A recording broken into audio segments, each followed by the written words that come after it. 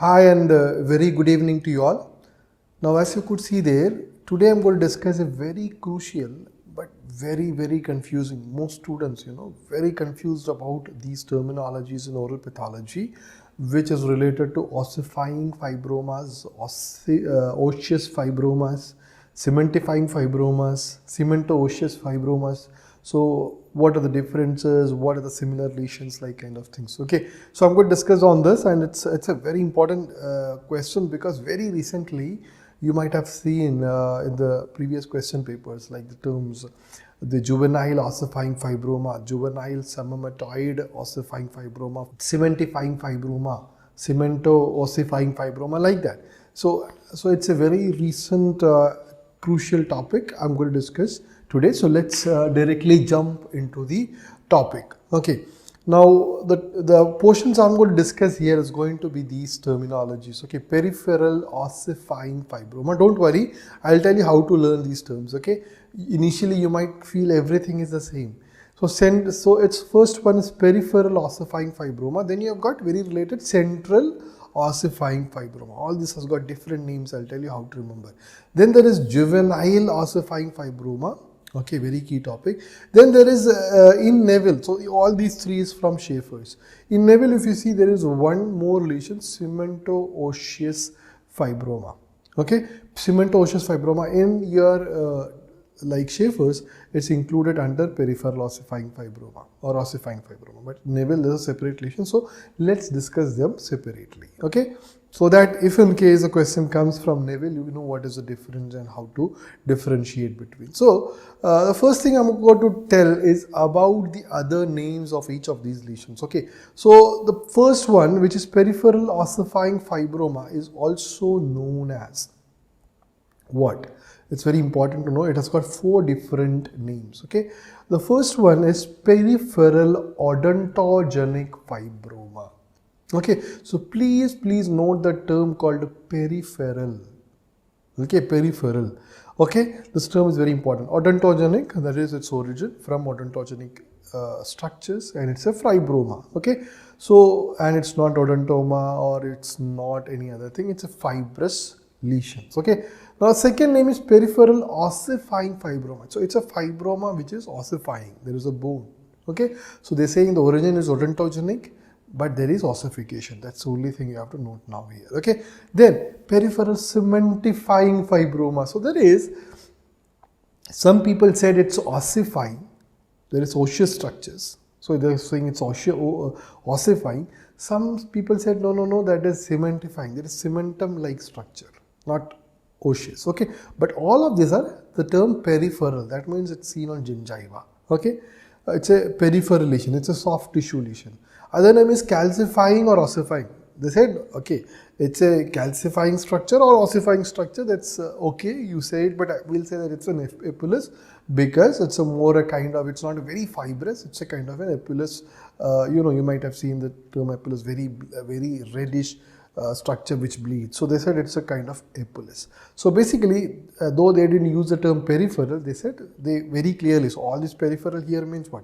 It's a soft tissue lesion. But now here they didn't use the peripheral. Instead they said it's a soft tissue lesion indicated by the term called epulis. Okay, epulis. Now if you come central ossifying fibroma, so it's peripheral ossifying. Central means inside the bone. Okay, central will be inside the bone. The other name, basically it doesn't have too much names, luckily for you all. It's central fibroosteoma. Very simple, isn't it? Central lesion inside the bone. Fibrous lesion. Fibrous component is there, but definitely it's in the bone, so it's called osteoma. Okay, central fibroosteoma. Now, so we said peripheral and central ossifying fibroma. They saw a similar kind of lesion in young children, very young children, which was more aggressive, very aggressive lesion. So children are aggressive. So they termed it as juvenile. Okay, juvenile ossifying fibroma. Definitely kind of a soft tissue lesion itself mostly. But yeah, its other names basically. Now see, juvenile active.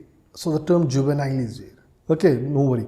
Active, because it was very aggressive, active ossifying fibroma, juvenile aggressive ossifying fibroma. So it's basically just the term juvenile is significant here. Now, cemento-osseous fibroma, I told you in your in your Schaeffer's, basically they are not differentiating between peripheral, that is, in Schaeffer's they don't say that peripheral purely on gingiva, it is saying that it's even can be seen on the bone. So what they are doing is they are mixing the cemento-osseous fibroma with peripheral ossifying fibroma. But Neville says peripheral means purely gingiva.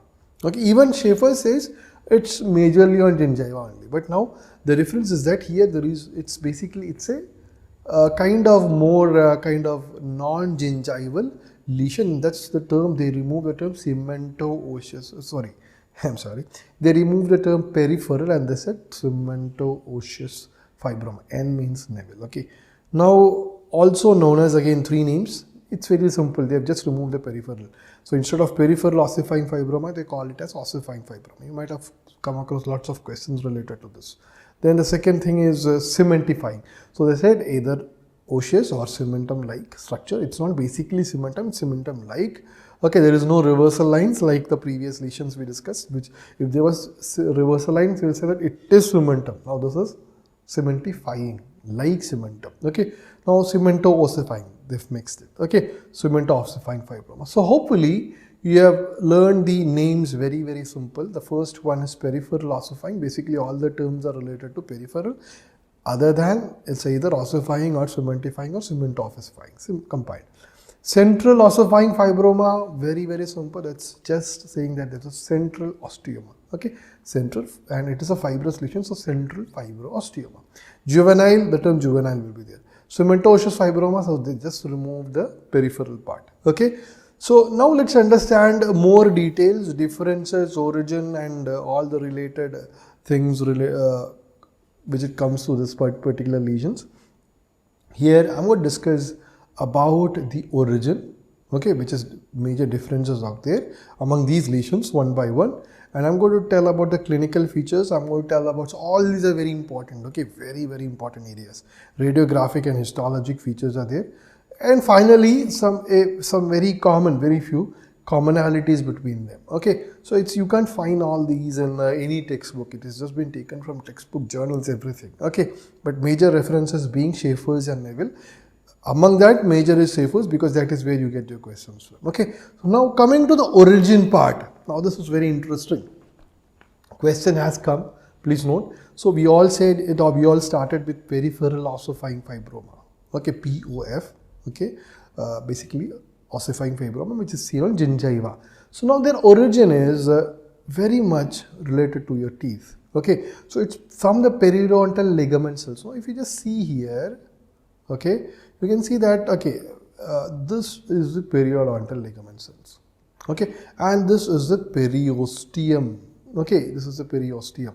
So it can be either from the periosteum of your alveolar bone or from the periodontal ligament cells. Means to say it is either odontogenic or osteogenic, and it is seen on gingiva. Please note that, this is very important. So odontogenic or osteogenic. Okay, very important origin. They'll ask you the origin of peripheral ossifying fibroma is what? Okay, so it's periodontal ligament cells seen on gingiva, very important. Okay, or periosteum. It can also be coming from periosteum. So the origin can be either odontogenic or osteogenic. And just to clarify, PDS is on the surface of the bone. Okay, PDS is very much related to the bone. Okay, I can't say it's surface, like it's very much related to the bone. So it's either odontogenic or osteogenic. Simple. Okay, don't complicate things out. Just know that it's odontogenic or osteogenic in origin. Now let's see central ossifying fibroma. So it has to be central within the bone. Okay, and it's an osteogenic from the bone. Osteogenic neoplasm. Or the question might have come, which of the following is a true osteogenic neoplasm? The answer is central ossifying fibroma, because we just saw peripheral ossifying fibroma is not from bone, it's from odontogenic, that is periodontal ligament, or it can be osteogenic but more in kind of a periosteum, the outer structure, not within the bone. Okay, so this is a true osteogenic neoplasm, just representing this. Just for the representation purpose, it's more a kind of bone lesion. Okay, No, this is not a lesion, just to understand. If you see juvenile ossifying fibroma, it's exactly same like peripheral ossifying fibroma, and origin, everything is same. It's more aggressive. Okay, it's more aggressive, and yeah, again it's odontogenic, osteogenic origin. Now majorly odontogenic. Okay, you can see there osteogenic is a question mark. So majorly the question comes if there is an option confusion, please select odontogenic if both are there. Okay, so majorly it's odontogenic. Okay, it's similar to peripheral ossifying, it's an odontogenic. Okay, that's why you got lots of questions. Now cemento-osseous fibroma, so the same picture is there. Okay, for juvenile, and again you can see cemento-osseous also has got the same picture, means to say the origin is periodontal ligamentoperiosteal. So basically all the three lesions except central ossifying fibroma, you see a common originality which is odontogenic or osteogenic. Okay, now osteogenic is a question mark, a kind of question mark. Okay, osteogenic in the sense it's more a kind of periosteum, okay, not within the bone. But whereas central ossifying fibroma within the bone, inside the bone, very important. Okay, so now about the clinical features, let's come to the clinical features part, understanding the same order. Peripheral ossifying fibroma, no, basically it's all about peripheral, okay, and it's all about ossifying fibroma. Okay, peripheral, why I'm saying peripheral means it's majorly on gingiva. Okay, majorly on gingiva. Now this picture is actually this is the right picture for that. This is the lesion. It's peripheral. It's purely on gingiva. Now why this picture is there is to tell you this equal predilection of maxilla and mandible. Okay, so it's a slow growing asymptomatic. Okay, originating from the indented papilla exclusively on gingiva. Very important. Peripheral ossifying fibroma, slow growing, exclusively on gingiva. One.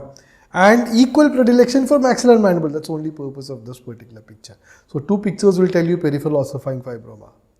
Soft tissue, equal predilection of maxilla and mandible. Okay. Now if you come to central ossifying fibroma, you'll see slow growing asymptomatic mandible. Now it's more a kind of inside the bone lesion. Now it's more kind of mandible lesion. So this is equal predilection. This is a mandible lesion. Again, it's a bone lesion. Okay, now histopathology, radiography, it's even more complicated. I'll come to that, don't generalize now. Here just I'm talking about the clinical features. Okay, now, juvenile ossifying fibroma. Now this is where it says that it's a more aggressive lesion, and there are two types to remember here. This is where the question came for you and most students got confused. Two types are trabecular variant. It's more kind of a trabecular lesion. You know what trabeculae is, irregular trabeculae and all those things. And there is samamatoid variant, means what? It's a samoma bodies. There is a circular. I'll just scribble it out for you. Trabecular means, you might have seen, I'll show you. This is kind of trabecular structure, whereas samamatoid is a more a kind of a round, a spherical bone formation. Okay, spherical bone formation. This is a trabecular bone formation, the first one. Okay, I'll come to more and more details of this as we go on. Okay, I'll show you the images and pictures as well. So basically the trabecular variant predominantly affects the jaws. Means what? Samamatoid is not predominantly jaws, it's more a kind of other craniofacial region. Okay, and yeah, majorly it's you can see this picture out there, orbit and frontal region. Okay, whereas predominantly this one affects jaws, and that too maxilla. Okay, so we saw here this is affecting either maxilla or mandible, equal predilection. This is mandible. The central, the peripheral is maxilla or mandible. Then the central is mandible. Now this is maxilla. That too the trabecular variant is predominantly affecting the jaws, which is maxilla is predominant. Whereas samamatoid variant, which is I told the round one, it is affecting the craniofacial structures, majorly the orbital and the frontal bone. This area, you can see this picture there. Now, very important, they have asked the question. Okay, the average age, this is a very recent question. What's the average age? It was a very confusing question when it is asked for the first time. It's 16 to 33 is the average age. Okay, the samamatoid variant. In fact, they should have asked about trabecular because that's more common in your jaws. But they asked about samamatoid variant. You get this kind of questions rarely. You will get 15 to 20 questions of this sort, and you shouldn't worry about that. Okay, you should worry more about the 220 questions rather than this 20 questions. Okay, now once it is asked, Definitely you have to learn it. But then when it is absolutely new, this kind of questions, don't jump to guess it. Recently one student told me, sir, I'm very much worried that if I don't attempt all the questions, I in the first attempt itself, I get afraid and I get anxious. So what I do is right away initially I just keeps on guessing things out. Now this is the biggest mistake. This is the biggest mistake you can ever make, unless and until you are shifting back from that. It's going to really affect you. Now see, I always tell the students you have to attempt in 3 rounds. Now I've made a detailed video on that, but one small thing I just want to remind you all. See, the problem is the moment you start attempting the difficult questions in the first round, okay, I tell you, if it's a 2-line question or if it's a more than 2-line question, don't even read it. Okay, now what happens with most of the students is they read it and they tell to themselves, oh my god, I don't know this question. Next question comes difficult, again attempt it in the first round itself, again say to themselves, I don't know this. So after 5, 6, 10 questions come, you have said 10 times that I don't know this. Means you have told yourself you are in a very problematic situation. You don't know most of the questions. Means the message going to your brain is I don't know anything. Now some questions which are very easy, mostly 100 to 150 questions will be very easy. Even these questions you will not attempt it properly, you will make silly mistake. Instead, in your first round, if you are not even considering to read the full question, okay, what people do usually, they read the question, they read the option, they analyze the thing, then they say that I don't know this. They have already wasted the time, they wasted their confidence. Instead, if you just simply read the first line, you know that this is something complicated, I'm not going to read the full question, then I'll come back later on, I might be knowing this. Okay, I'll just come back to this, maybe I'll be knowing this. So you are not losing your confidence, you are not losing your time. You're going to come back to this. Okay, so it's very important that you give this message that I know, but I'll come back to this. As of now, I'm not wasting my time for this. So you are not giving that negative message to your brain. You are not losing your confidence. Okay, if it's a more than 2-liner, you are not even seeing. Let's say image-based question, you are not even seeing. Saying to yourself that I'll come back to this. Instead, what people do, I don't know this, I don't know this, I don't know this, I don't know this, how many times? So it's very important not to worry on these kind of questions. Okay. Now, average age is 16 to 33. Please note that. Now, so that was the 3, the peripheral ossifying fibroma, maxilla, mandible, equal predilection, soft tissue lesion, central ossifying fibroma, mandible, juvenile ossifying fibroma, trabecular variant, maxilla, your semametoid variant, more in the craniofacial region. Okay, then cemento-osseous fibroma, that is, there is no that peripheral component not there. It is mandibular, molar, premolar area. So this particular, okay, mandible itself, like your central, okay, ossifying fibroma, okay, which is unlike this, okay, it should have been actually maxilla mandible equal prominence as per Schaeffer's, but what your Neville says is that it's a mandibular, molar, premolar area. There is bone expansion, okay. Okay, if I just show this, I'll just show this particular image to you. Bone expansion, the type of bone expansion you see here is, this is the image you can see, and you will see that the downward bowing, that is the downward bowing of the bone there. Okay, there is a downward bowing of bone. It's called the buccal as well as lingual cortical area is expanding. So you will see here on this side as well as the back side of it, you will see the expansion. And there's a downward bowing of inferior border of mandible. So that's a cemento-osseous fibroma.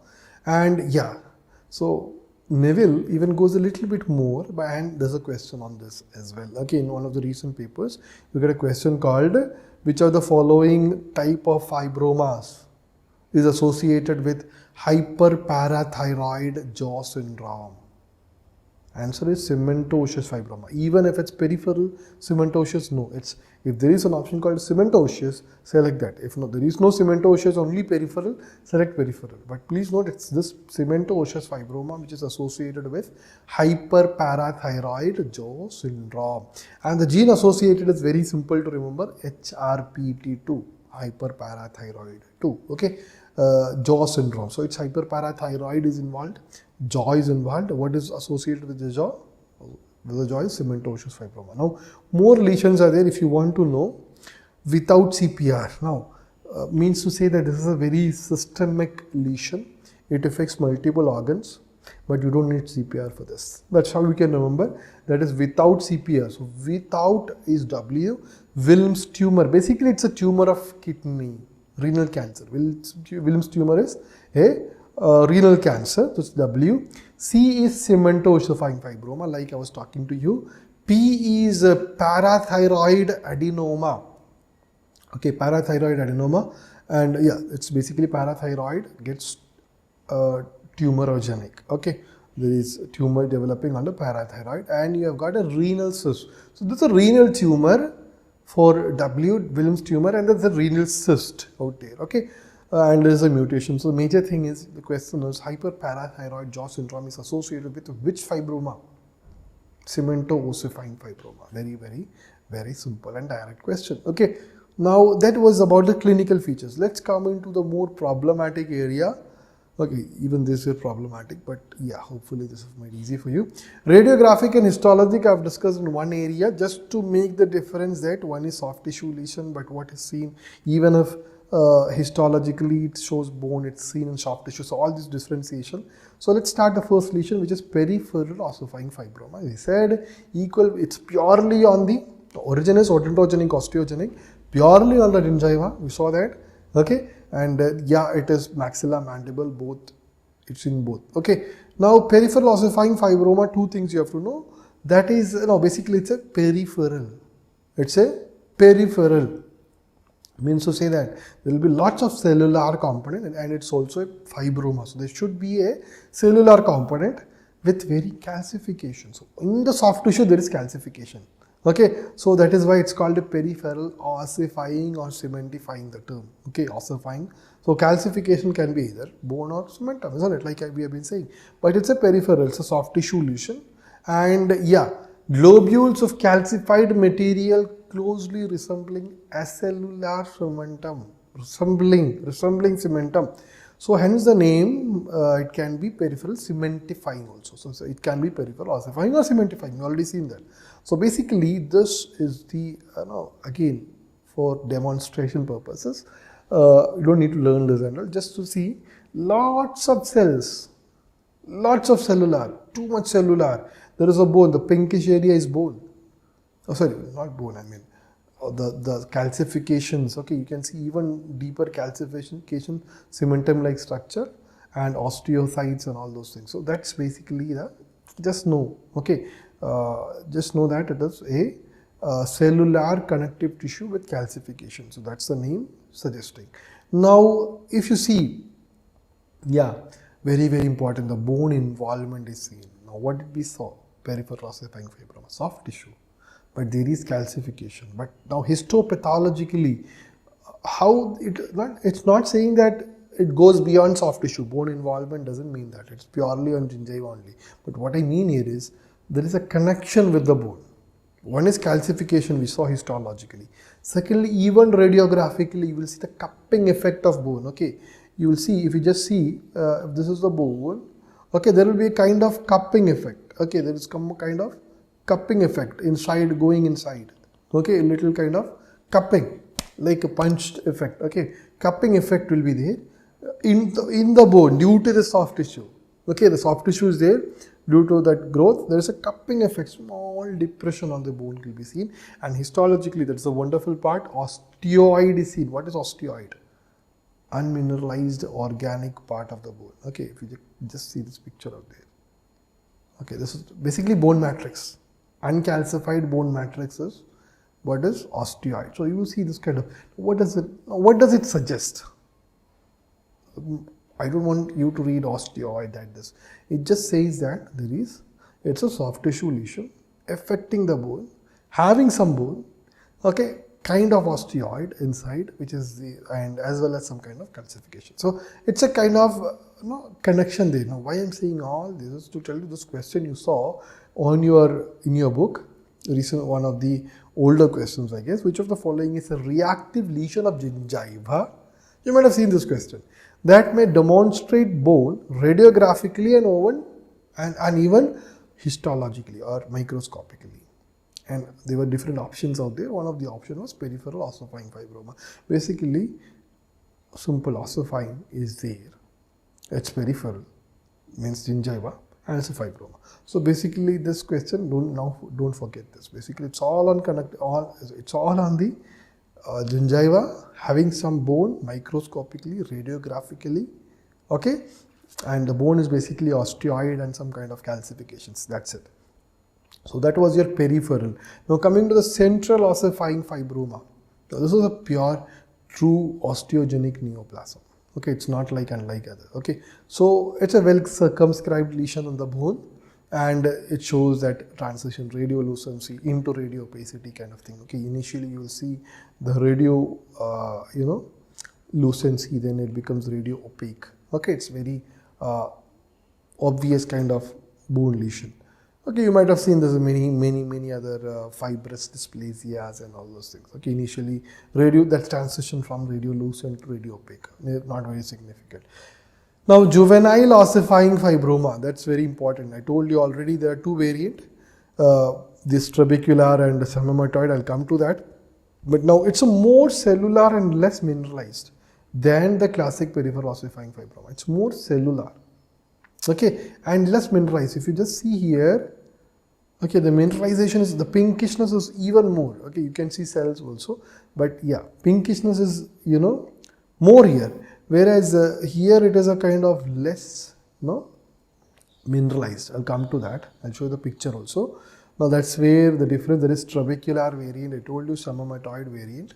Okay, you don't need to learn more cellular, less mineralized and all, but at least learn what is the difference between trabecular and the cementifying variant. Basically, trabecular variant or cellular fibrous trauma with a trabecular woven bone. Okay, that is irregular ossicles. Now basically trabeculae means it's irregular ossicles. Okay, this is pinkish area. This is basically the trabeculae. Okay, so basically some cells, what I'm saying is cellular fibrous trauma, there is lots of cellular in between with trabeculae of woven bone. Woven means immature bone, irregular immature bone, exact opposite of lamellar bone, very organized bone, where you have got that halvation system, everything. Woven means it's a very immature kind of bone. So basically this is what you see, the trabeculae, that's it. Okay, the trabeculae, that's why the trabecular variant. If you don't remember anything, no problem. You will see irregular trabeculae of woven bone.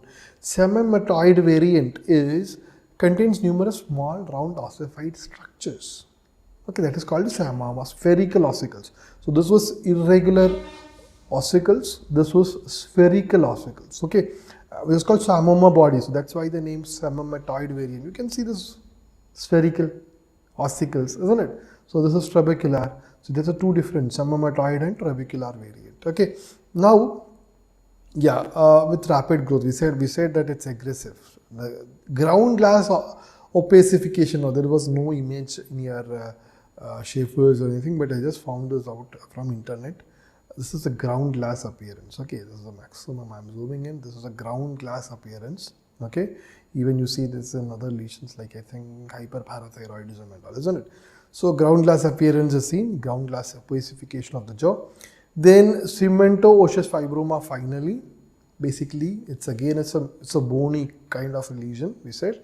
The other one is peripheral, this is a more kind of bony. But remember, the origin is osteogenic odontogenic, or I would say more odontogenic. Whereas central ossifying fibroma is true osteogenic. Okay, so then there is a bone expansion again, trabecular of osteoid and bone is seen. So and place cementum. So that's why the name, the cemento-osseous fibroma. Okay, cemento-osseous fibroma is there. So what we have is basically your peripheral ossifying fibroma, peripheral soft tissue ossifying. There is a bone there, maxilla-mandible equal predilection, fibroma. Then there is central ossifying fibroma, central, osteogenic, pure. Okay, then you have got juvenile, two variant, trabecular and cementifying. Why? Round, so one is irregular trabecular and the other is the cementifying variant. And then finally we have got this cemento-osseous fibroma. There is no peripheral, it's a more kind of bony lesion, but now the origin is odontogenic. Okay, now finally the last part, the similarities, again very important, because it has very good similarity with your one lesion this cementosseous dysplasia. This is fibroma I'm talking about.